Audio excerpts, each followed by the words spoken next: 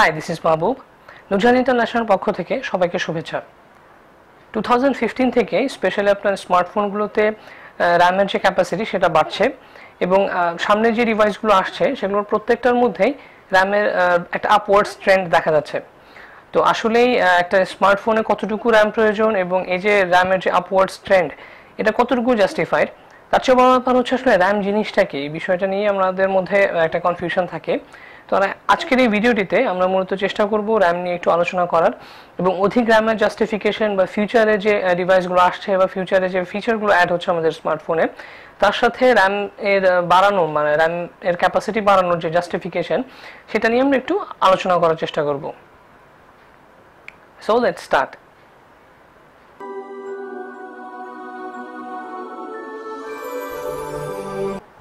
র্যামের অ্যাব্রিভিয়েশন হচ্ছে random access memory. Random access memory দিয়ে খুব বেশি কিছু বোঝা যায় না, তবে এতটুকু বোঝা যায় RAM itself is a part of smartphone memory. এবং সাধারণ মেমোরির সাথে র্যামের পার্থক্যটা কোথায়? সাধারণ মেমোরির সাথে র্যামের পার্থক্য হচ্ছে মূলত স্পিডে। একটা র্যাম হচ্ছে সাধারণ স্টোরেজ মেমোরির চাইতে অ্যাটলিস্ট 100 টাইমস এবং অধিকাংশ ক্ষেত্রে মোর দেন 100 টাইমস ফাস্টার। এই স্পিডটাকে মূলত ডিটারমাইন করা হয় পার সেকেন্ডে কত ডাটা রিড অথবা রাইট করতে পারে।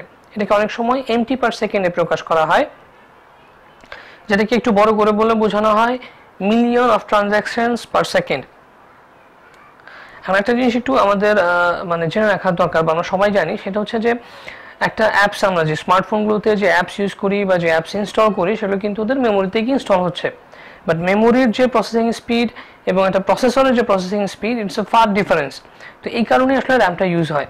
র্যামের মেইন কাজ হচ্ছে মূলত যে একটা অ্যাপসের যে শর্ট টার্ম ডাটাগুলো থাকে সেগুলো প্রসেস করা এবং অ্যাপ্লিকেশনের যে সুইচ মানে কুইক সুইচ অফ অ্যাপ্লিকেশনস এবং আমাদের যে ব্যাকগ্রাউন্ড ডাটা প্রসেসিং সেগুলো মূলত র্যাম করে। এখন ব্যাকগ্রাউন্ড ডাটা প্রসেসিং বলতে বোঝায় হচ্ছে যে আমাদের যে ডাউনলোড হচ্ছে বা আপনার ব্যাকগ্রাউন্ডে মিউজিক প্লে হচ্ছে এই জিনিসগুলোই মূলত র্যাম করে।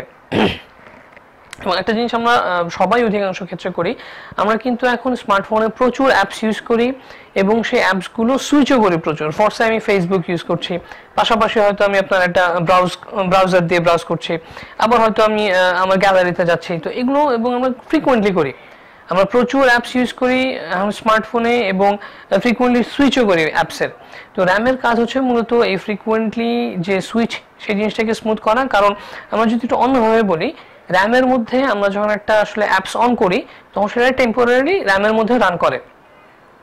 তো এইসব কারণে আমাদের র্যামের পাওয়ার যত বেশি থাকবে বা র্যামের ক্যাপাসিটি যত বেশি হবে আমাদের কুইক সুইচ অফ অ্যাপস এই জিনিসটা স্মুথ হবে। আমাদের ব্যাকগ্রাউন্ডের অনেক অ্যাপস সেটা রানিংটা যেমন অধিকাংশ ক্ষেত্রে যেটা হয় যেমন হয়তো ডাউনলোড দিয়ে রাখছি, পাশাপাশি ফেসবুক চালাচ্ছে, আমার হয়তো মাঝে মাঝে একটু সুইচ করে আমার ব্রাউজারে যাচ্ছে। তো এই ধরনের জিনিসগুলো আপনার র্যাম বেশি থাকলে করা যায় এবং এই প্রয়োজনগুলো মাথায় রেখেই আসলে র্যামের কিন্তু আপনার ডেভেলপমেন্ট হচ্ছে। র্যামের ডেভেলপমেন্ট হচ্ছে একটা জিনিস হচ্ছে যে আপনার আমরা যে পিসিতে র্যাম ইউজ করি এবং আমাদের যে স্মার্টফোনের র্যাম এটার মূল থিওরিটা কাছাকাছি। পিসিতে যেরকম আমরা DDR2, DDR3, DDR4 র্যাম আসে, ইয়ার ক্ষেত্রেও মানে আপনার স্মার্টফোনের ক্ষেত্রেও অনেকটা তাই, তবে এই ক্ষেত্রে আপনার টার্মটা ব্যবহার করা হচ্ছে LPDDR। তো LPDDR বলতে বোঝায় হচ্ছে আপনার লো পাওয়ার ডাবল ডাটা রেট। তো এবং সাধারণভাবে LPDDR3, LPDDR4 বা LPDDR2 এগুলো হচ্ছে জেনারেশনটাকে বোঝাচ্ছে। মানে হচ্ছে আপনার LPDDR2 চাইতে ডেফিনেটলি LPDDR3 আপডেটেড, LPDDR3 চাইতে হচ্ছে LPDDR4 আপডেটেড। এখন কথা হচ্ছে যে এই আপগ্রেডেশনটা আসলে কিসের উপরে বেস করা হয়? সাধারণত দুইটা পয়েন্টের উপরে বেস করে আপগ্রেডেশনটা হয়। একটা হচ্ছে যে পাওয়ারের এফিসিয়েন্সি, পাওয়ার এফিসিয়েন্ট কোনটা কতটুকু। কারণ হচ্ছে আপনার LPDDR3 চাইতে LPDDR4 এর ডেফিনেটলি হচ্ছে আপনার লো ভোল্টেজ অপারেট করে, আলটিমেটলি এটার পাওয়ারের কনজাম্পশন কম হয় এবং এটার যে স্পিড সেটা অনেক বেশি। কারণ LPDDR2 ম্যাক্সিমাম যেটা মানে প্রসেসিং স্পিড LPDDR3 সেখান থেকে starting. In the same way LPDDR4 এর ক্ষেত্রে LPDDR3 যেটা ম্যাক্সিমাম রেঞ্জ, LPDDR4 এর সেটা হচ্ছে স্টার্টিং রেঞ্জ। তো সেদিক থেকেই আপনার ওই জেনারেশন টু জেনারেশন আপগ্রেড হচ্ছে র্যামের ক্ষেত্রে। এবং এই বিষয়ে হচ্ছে আপনার একটা জিনিস কমার্শিয়ালি যেটা করা হচ্ছে যে মানুষকে বোঝানো হচ্ছে যে 3GB র্যাম, 4GB র্যাম। তো আসলে এখন কথা হচ্ছে যে 3GB 4GB দেখলে শুধু হবে না, র্যামটা কি DDR3 না DDR4, that is really an important thing. এবং আরেকটা বিষয় হচ্ছে যে আপনার শুধু র্যাম 4GB বা র্যাম আপনার DDR3 4GB এমনটা না, র্যামের কাজ হচ্ছে প্রসেসরকে সাপোর্ট করা, মানে আপনার প্রসেসিং স্পিডটাকে স্মুথ করার জন্যই কিন্তু র্যামের পাওয়ারটা সময়ের সাথে সাথে বাড়ছে, কারণ আমাদের প্রসেসর অনেক আপডেটেড হচ্ছে। এখন আপনি যদি ব্যাক ডেটেড একটা প্রসেসরের মধ্যে হায়ার এন্ডের র্যাম বা হায়ার পাওয়ারফুল মানে ক্যাপাসিটি র্যাম ইউজ করেন, সেদিক থেকে আপনার স্মার্টফোনের যে পারফরমেন্স ভালো হবে তা কিন্তু না। ফরসে আপনার 4GB একটা র্যামের আপনি স্মার্টফোন ইউজ করছেন, যার প্রসেসর হচ্ছে আপনার আগের জেনারেশনের, তো সেদিক থেকে কিন্তু আপনার এটা কখনোই বেটার পারফরমেন্স আসবে না, কারণ তখন আপনার ওই প্রসেসরের পাওয়ারটা হচ্ছে বটলনেক, মানে আপনার প্রসেসর কাজ করতে পারবে না, যার কারণে র্যাম চাইলেও আপনার এখানে প্রপার সাপোর্টটা থেকে দিতে পারবে না, কারণ প্রসেসিং স্পিডটাকে তো আসলে আলটিমেটলি সাপোর্ট করার জন্য হচ্ছে র্যাম। আপনার র্যামের পাওয়ার খুব বেশি বাট প্রসেসরের পাওয়ার অতটা না, সেই ক্ষেত্রে আপনার আলটিমেটলি পারফরমেন্স আসবে না।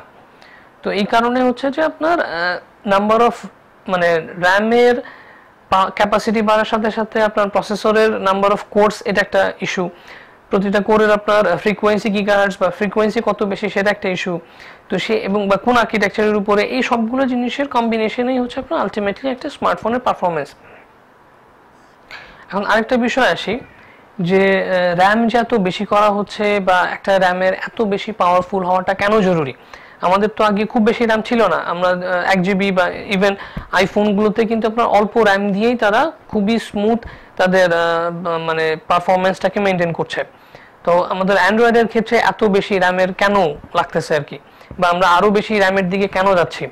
কারণ কথা হচ্ছে যে আমাদের একটা সিঙ্কও কিন্তু একটা মেজর ইস্যু, যে আপনার অপারেটিং সিস্টেমের সাথে আপনার প্রসেসরের পারফরমেন্সের সাথে আপনার র্যামের যে সাপোর্ট দেওয়ার ক্যাপাসিটি, এই সবগুলোর কম্বিনেশনই হচ্ছে আসলে একটা বেটার পারফরমেন্স আপনার স্মার্টফোনের, বা ওভারঅল পারফরমেন্সটা কিন্তু সবগুলো জিনিসের কম্বিনেশনেই হয়। তবে সামনে আমাদের যে টেকনোলজিগুলো আসছে সেগুলোতে আসলে আলটিমেটলি র্যামটা বেশি প্রয়োজন। যেমন আমাদের যে 2K বা 4K ডিসপ্লেগুলো আসতেছে সেটার জন্য RAM this is really very important. তারপর হচ্ছে আপনার স্লো মোশন ভিডিও, তারপর হচ্ছে আপনার ফেস রিকগনিশন, তারপর হচ্ছে 3D ক্যামেরা ক্যাপচার, ইভেন আমরা যে আপনার ওই হায়ার মেগাপিক্সেলের ক্যামেরা ইউজ করতেছি সেটাকে প্রসেস করার জন্য আসলে আপনার বেশি র্যামের প্রয়োজন হয়।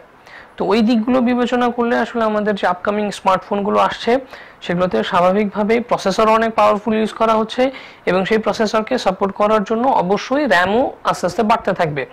তো তবে একটা জিনিস হচ্ছে যে কমার্শিয়াল যে টেকনিকগুলো সেটার মধ্যে আমাদের সেই জিনিসগুলো মাথায় রাখতে হবে, যে শুধু 4GB র্যাম বললে হচ্ছে না। 4GB র্যামের মধ্যে এটা কি আসলে DDR3 র্যাম না DDR4 RAM, that's really matters. এবং পাশাপাশি শুধু র্যাম বেশি দিয়ে হচ্ছে না, আমার প্রসেসরটা কি সেই র্যামের জন্য পারফেক্ট, বা এই ক্ষেত্রে কি প্রপার সিঙ্কটা হচ্ছে, সেই জিনিসটা আমাদের মাথায় রাখতে হবে। তো আমরা আজকের এই ভিডিওটিতে চেষ্টা করেছি র্যাম বিষয়ে বা র্যামের সাথে রিলেটেড অন্যান্য পারফরমেন্স রিলেটেড আমরা যতটুকু জানি সেটা আপনাদের সাথে শেয়ার করার। আশা করি আপনাদের ভালো লাগবে, এবং আপনাদের যদি ভালো লাগে এবং এই ধরনের ভিডিও আরও দেখতে চান অবশ্যই আমাদের ফেসবুক পেজে লাইক দিয়ে আমাদের সাথে কানেক্টেড থাকবেন, এবং আমাদের ইউটিউব চ্যানেলে সাবস্ক্রাইব করে রাখবেন। এবং আপনাদের যে সাজেশনগুলো সেগুলো আমরা সবসময় অ্যাপ্রিসিয়েট করি, কারণ তার উপরে বেস করেই কিন্তু আমরা নতুন নতুন ভিডিওগুলো করি। এবং পরিশেষে আপনার মূল্যবান সময় দেওয়ার জন্য অসংখ্য ধন্যবাদ। ভালো থাকবেন, সুস্থ থাকবেন।